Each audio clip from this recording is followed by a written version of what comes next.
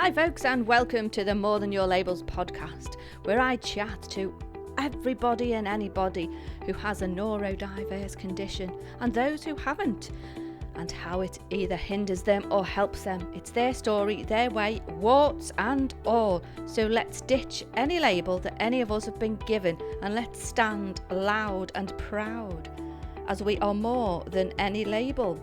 So let's get in more onto the conversation. More Than Your Labels Facebook group, where we talk about mindset, procrastination, where we celebrate all our wins, big and small. See you on the other side, folks. So hello, pop pickers. Oh no, that's a different place. Anyway, here we are, and we are on the More Than Your Labels podcast. How are we doing today? I am with Dani. Nearly forgot to introduce her then. So how are you doing today? I'm very good, thank you. How are you? Oh, not too bad, not too bad. I'm just one of them little crazy zany moods that I'm in. Don't know why, but you know. So, do you want to tell us a little bit about yourself, Dani? I'm Dani. I'm 34. I am a beauty therapist and recently qualified as a hypnotherapist. Yay! And yay! Woo! So it's awesome. I love helping people. I love just helping people feel better in themselves in any way I can. And I deal with infertility. Oh, how do you deal with that then? Lots of wine, which seems a little bit counterintuitive. Yeah, so it's something that I've been dealing with for the past, well, let me think, when did we get diagnosed? About 2013, so 7 years ago. And we tried for 5 years with various different treatments and things. And about 2 years ago, we decided enough's enough. So yeah, I didn't get the label of being a mum. So I have the infertility label, but not the label of being a mum. But deal with it by just enjoying life, just being us, being auntie and uncle. Being fun auntie and uncle is fun. No responsibility. You can give them sweets and get them hyper and then pass them back to their parents. It's excellent. Especially when they're having a paddy as well. Goodbye. Yeah. It's like, right, okay, it's time for your dad to come back now. Come over here. This isn't my role. I'm just the fun. Exactly. Yeah. So let's just dig a little deeper. How did you feel? Roller coaster of emotions, really. It's not something you ever expect. I think when you're growing up, you think you're going to be married, you're going to have kids. There's no question that it's not going to happen. So when it wasn't happening, it was worrying. And then the longer it went on, it just got very sad. And people around you having babies, and when are you going to have kids? When are you going to have kids? It's time you had kids. They'll be the same age. They'll be going to school together, and yeah, you just feel a bit like you're out of this exclusive club. It becomes quite isolating, really. But coming out the other side now, well, back on the up, and just yeah, different life. But it can go down a very dark road with it. It can be it can be a bit of a, how do I say it? Just heavy and just totally messes with your head. Completely sends you in all different directions and all different emotions, and then they can be full of hormones, which doesn't help with the emotional roller coaster. I was going to you're say on. no, because you're going through that roller coaster. They pump you with emotions, then you're already spiked with emotions anyway, and you're even more spiked with more hormones that and crying at Kleenex ads. Yeah. Well, I'm on the menopause, so that's fabulous too. Not like your situation, but that's just as fabulous. 1 minute I'm whinging, and the next minute I'm like, go away. Yeah, I hear good things about the menopause. It sounds like it's going to be fun. Fabulous. So how did you have you accepted, or did it take you a while to accept this? It did take me a while to accept it. Having to make the decision to stop treatment was a difficult one, but it was going to end up that we thought that our relationship would end because there was so much pressure, and there's only so much you can put yourself through, put my body through, and the financial side of things. very grateful for the NHS, what they can do, but they could only do so much. And then we had to go down a private route. So it was just kind of partly logical to call it a day. The emotional side, I just had enough. And then it took me about a year to kind of get to the fact that, okay, I'm okay with this decision.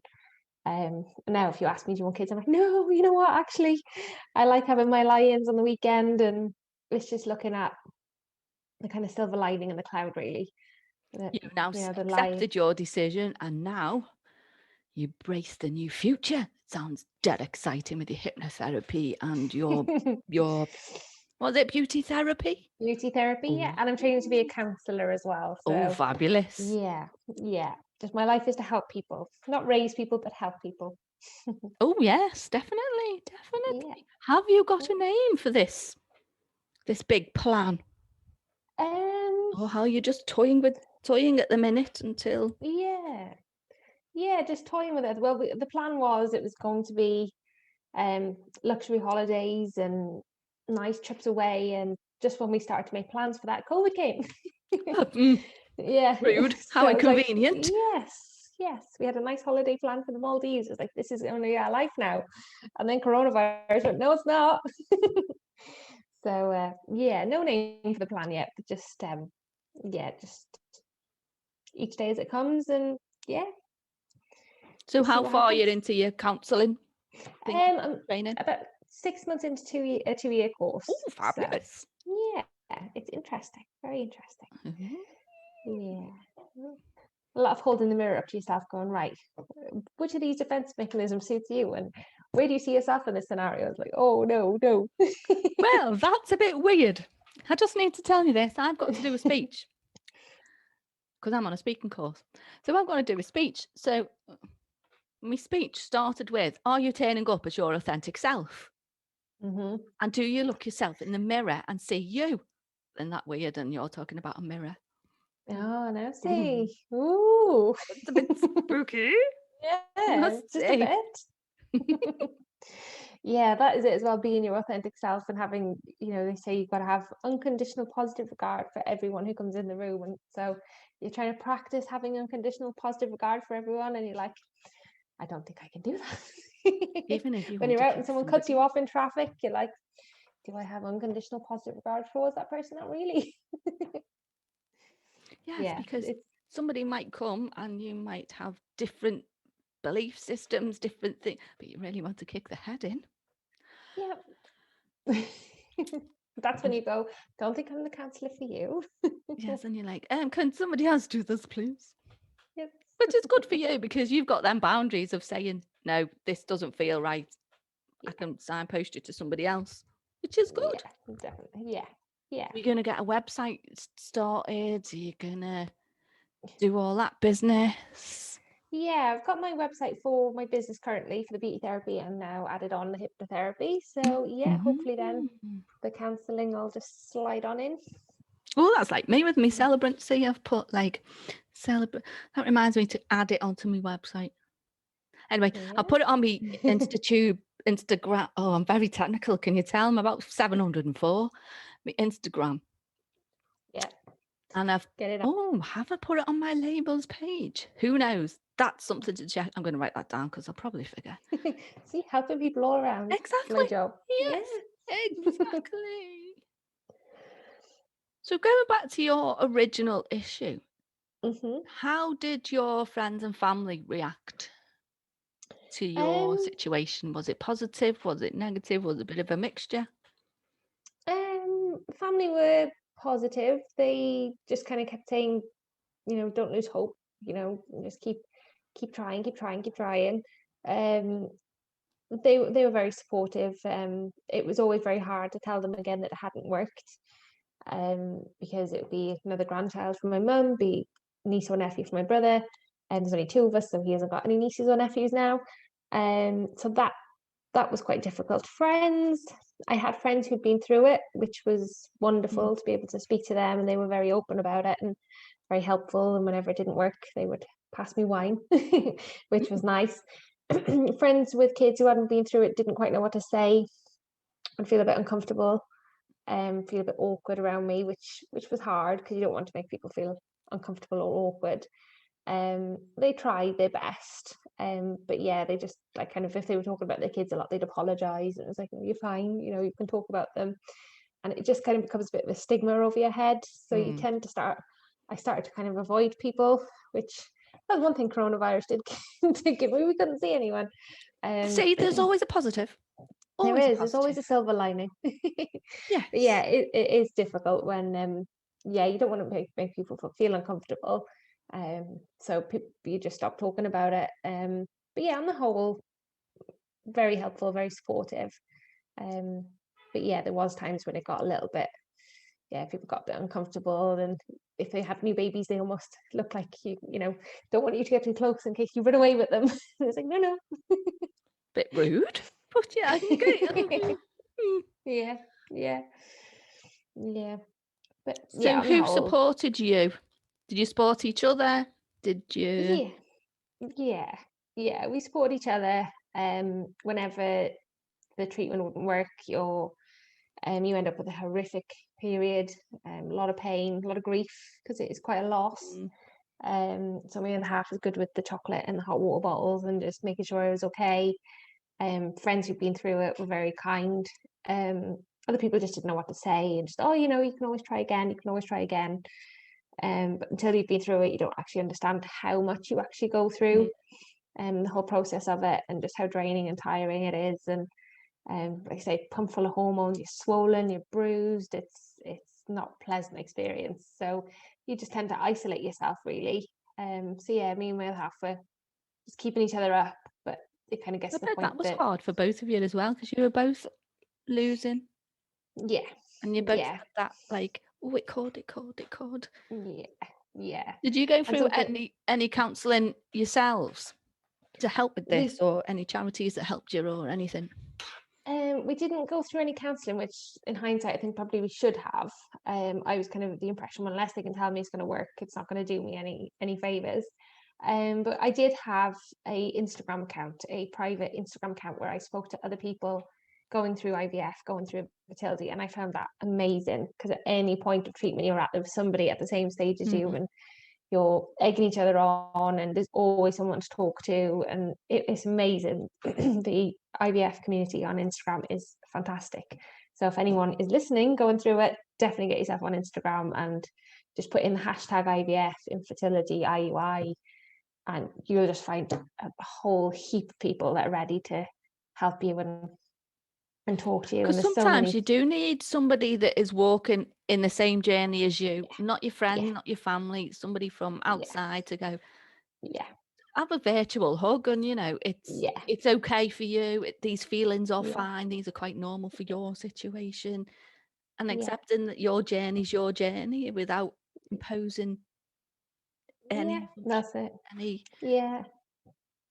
any. Yeah, that was it. And just going, yeah, this is normal. And like, it was nice that when they knew you were going in for egg retrieval or transfer, you get a little message on Instagram, good luck today, sending you lots of love. And it was just really nice, because they know what you're going through. So yeah, that was phenomenal. I think that 'Cause it really, really helped. is quite like a grieving process, isn't it? Every time you're like your hopes and things, and then you're Yeah, like, oh, the excitement, and then the oh, yeah, yeah, yeah. And ooh, it's that how do we knowing deal when with you're a this? woman, Mm. mm, when you're a woman, you know when, that's a period, before you've even gone to the toilet. And something my mother-in-law said to me, which I hadn't actually registered in my own head, was, you always know first, and you always have to tell him. It Mm. hasn't worked. And I had never actually really thought about it before, and I was like, yeah, actually. So she was like, it's worse for you, because you know, and you have to be the one to say. And yeah, that was always hard. So that was the point. It was getting to breaking point, and there's only so much when you're crumbling yourself you can hold someone else Yeah, up. yeah, So exactly. And then yeah, you've made the decision of, okay, it's not for me. yeah, It's not for us. So yeah, we're going to embrace what other opportunities are out there for us, like the Maldives is that's it. coming, It is coming. Let us out. because you can be wherever you want to be and do your Yeah, thing over the interweb. yeah, this is it as well. It can be anywhere in the world, and hypno and counsel people. Now that's exciting. Mm, Yeah. How do Yeah. you, what am I looking for? I like the silly noises that I make. It's really fabulous, isn't it? You know what I mean? I love it. It's good. It's me thinking brain. Sometimes it doesn't think and sometimes it just comes out. So how do you keep a positive mindset and see the silver linings in everything? I think there's always someone in a worse situation than you are. We still have each other.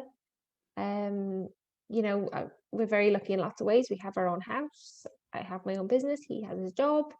And we came out of COVID with everything still intact. We both have our health. I have niece and nephew and another one on the way. He has a nephew, and that's just going to be fun.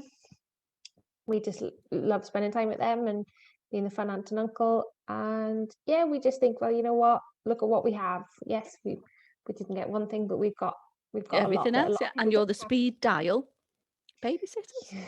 Yeah. Oh, Well, I was just thinking, when they're having an issue day, do they phone you up and go, come on, fun aunt and uncle? my brother doesn't, because he lives in Ireland, so Well, that's that's fine. quite good. But yeah, I do get phone calls sometimes when they're bored, just here, Auntie Dan, entertain you for a bit. And my other half's nephew is still a little small. He's just coming up to a year, I think. So we haven't been called on for babysitting duties yet, but I'm sure it'll come. Sure it will. And when Yeah. they're getting on your nerves, you have the pleasure of going, bye. Yeah, you go back to mum and dad now. We're off for a glass of wine. I've mentioned Or wine a 6. lot, haven't I? I'm not an alcoholic, I promise. Well, according to, no, only kidding. Only kidding. So you've got this fantastic future. You've got your counselling, your hypnotherapy, Yeah. your Beauty therapy. beauty therapy. I was like, there was another therapy. They've got a brain like a sieve, you know what I mean? She's got all these therapies. So, and you go in the Maldives. Hopefully, yeah. So what would you say to your younger self, knowing what you know now? Knowing what I know now. I'm trying to think, would I still go through everything? Yeah, I probably would, because there would always been a what if. Exactly. Yeah. And just that it's going to be okay, that, life won't work out as planned, but it's still a good life. And there's always a plan B, and there's a plan Yeah, C. always a plan B. Nothing, There's always a silver lining. and nothing is set in stone. No. Is it? You know what I mean? No, this is it. This is it. Yeah. I think when you're young, you have this idealistic, like you said before, the idealistic, this is what's going to happen. And then when it doesn't, what you thought was going to happen, and there's that bit of a conflict of, but but I dreamt about this when I was, and I suppose it does take a long time to come to terms with it, accept it, and moves forward, which you bleeding well have. I think as well, isn't it? It's this whole societal thing, especially for women. It's you're supposed to have, get a job, and then you get your husband, and then you have your kids, and it's like kind of this pre-planned kind of mold. So yeah, kind of popped out of the mold and going, you know what? Yeah, it's okay. I'm not a mum, but I'm a business owner. I'm a homeowner. I'm a hypnotherapist. You just broke your mold, and you're making your new one. Yes, I'm in a new mold. It's time to move on. 2021. Yes. So yeah, yeah. Have you got any advice that you would give anybody else going through this? I'd say definitely reach out for support. Talk to people who are going through what you're going through. Just make allowances for friends and family. They don't know what you're going through, and they're trying their best. Definitely reach out to Instagram, and just take it easy, and just don't put too much pressure on yourself, and don't beat yourself up. I mean, that's the biggest one, I think. Yeah. I think it's biology. That's another thing. I'm like, it's biology. My reproductive system is faulty. Same way if I had asthma, it'd be my brain's gone dead now as well. Your chest or your breathing or your something. Yeah, your respiratory system. That's the one. If you're IBS, it'd be your digestive system, etc., etc. So it's just a faulty reproductive system. Just that is it. We can't all be perfect. Well, exactly. I'm a bit pear-shaped as well, but anyway. Let's just say, for example, that some people out there wanted to reach out to you. How could they reach out to you? So I don't actually have personal social media anymore, but I do have my business page, which is Therapies with Dani. And I'm more than happy for anyone to contact me on that through Instagram or Facebook or even through my website. If they just want to come on and have a chat, ask for some advice, just if they want me to talk through what I went through, I'm more than happy to talk to anyone about it. I think the more word that gets out, the better, because there's not enough awareness around it. No, get rid of that stigma. We don't want any of that. Be open and honest. It's 1 in 6 couples deal with infertility. So when you think about that, 1 in 6, there's a lot of people out there that are struggling and maybe don't know where to turn. So definitely. And there is options if they want to explore it, and then it's okay to make a decision of it's not for us. It's we're going to do something completely different. We're going to have our life for us. Absolutely. As you are doing. Yes. You wonderful woman, you. And I don't mean that in a thank you very much. patronising way, but you are. Thank you very much. So are you. Well, no, she says whispering. I'm not. But anyway, well, thanks for speaking to us today, Dani. And good luck with everything. Thank you for having me. I'm getting excited for you now. Thank you. See you later. Bye.